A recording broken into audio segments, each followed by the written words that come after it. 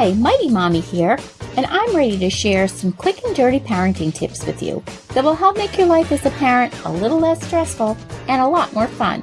I'm your host, Cheryl Butler. You walk through the door, lay your laptop case on the kitchen counter, and before you can even greet your kids, your toddler tears off his pull-up and proceeds to run through the house naked.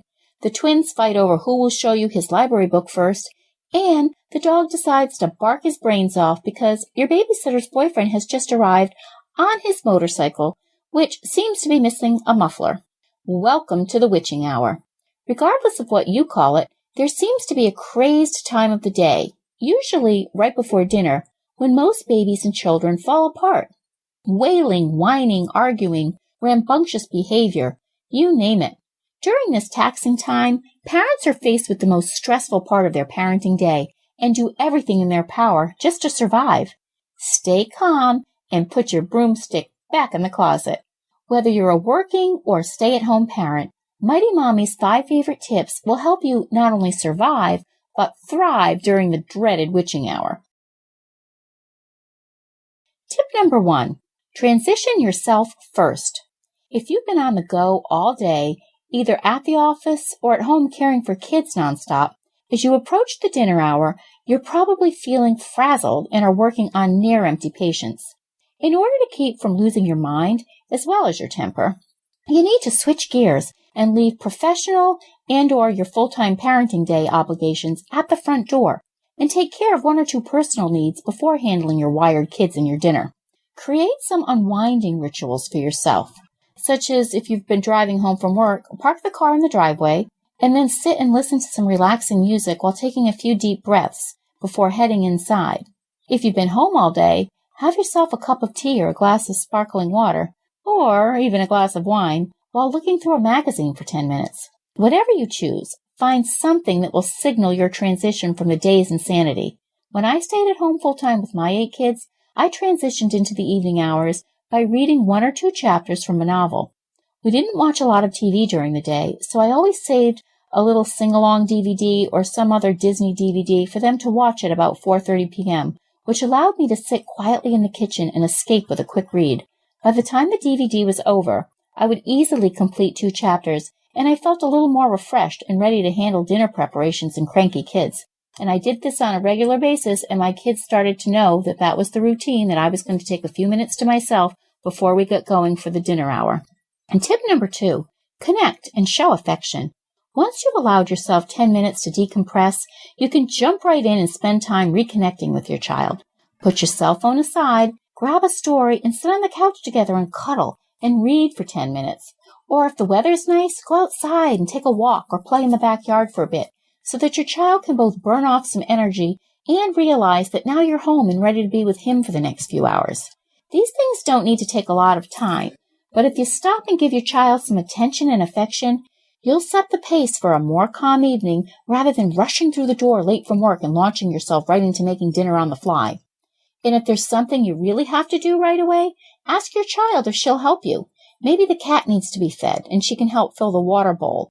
Or the towels that have been sitting in the washer all day, they need to be tossed in the dryer. Let her be your helper for any task that she can contribute to, which allows her to feel responsible, and it gives the 2 of you a few extra minutes to spend together in the process. Tip number 3, create a family happy hour. One of the biggest reasons my kids get cranky late in the day, as well as myself, is because they're hungry. Dinner in our house is usually at 6 p.m., which leaves a good gap from when they get home from school and have a snack until they actually sit down and eat. When my oldest kids were toddlers, I created our family happy hour. No, I wasn't serving martinis at the kitchen island, but I did try to create a similar atmosphere to a cocktail hour where we adults unwind with appetizers and soothing drinks. The key was to change our regular snacks and juice to something fun and party-like. I'd go to the dollar store or the party store and stock up on fun paper and plastic cups, straws, cocktail napkins, and themed paper plates, and I'd serve their juice or chocolate milk, or sometimes I even made frozen fruit slushies or smoothies, and appetizers like baby carrots and hummus or ham and cheese roll-ups in the party cups and plates. They'd giggle and go right along with it as though they were having a night on the town.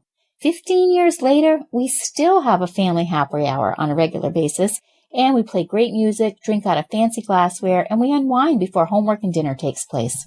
Tip number 4, plan stimulating activities. As much as I'd like to suggest having activities like crayons, puzzles, and books on hand to quietly engage your child as the dinner hour approaches, the majority of kids need to, and should, burn some of their pent-up energy during this time of the day. After years of trying to keep the insanity at bay, my motto finally became, if you can't beat 'em, join 'em. So I looked for ways to encourage their liveliness and would participate with them whenever possible. Not only did my kids love running around, it gave me a mini workout several times a week as well. Here are a few suggestions. Get outside, and if you have a baby, walk the baby in the stroller, or let your kids play outside before dinner, even if it's in the dark with the porch light on. Play an action-packed game like Simon Says or Tag. Play hide-and-seek indoors while dinner is cooking.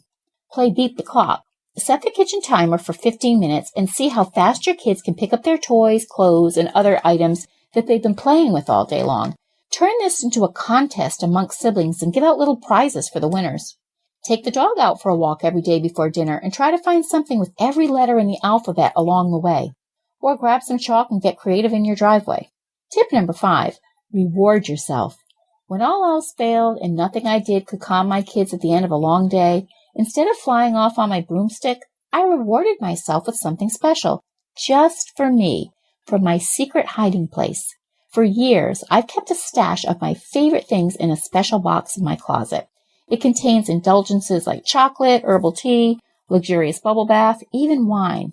I've even bought fun things, wrapped them, and put them in my stash drawer so I can be surprised when I open them months later. Whatever it is that makes you happy, treat yourself to something when you feel like you need to cast a spell to survive those difficult witching hours. Do you struggle during the witching hour? What strategies work for your family? I'd love it if you'd share your thoughts in the comments section at quickanddirtytips.com/mighty-mommy or post your ideas on the Mighty Mommy Facebook page. You can also connect with me on Twitter at Mighty Mommy or email me at mommy@quickanddirtytips.com and visit my family-friendly boards at pinterest.com/mightymommyqdt. Not every part of your parenting day is going to be easy, but if you have a few strategies in place for those rough times, you'll be creating a fun and loving environment for your entire family to enjoy. Until next time, everyone, happy parenting.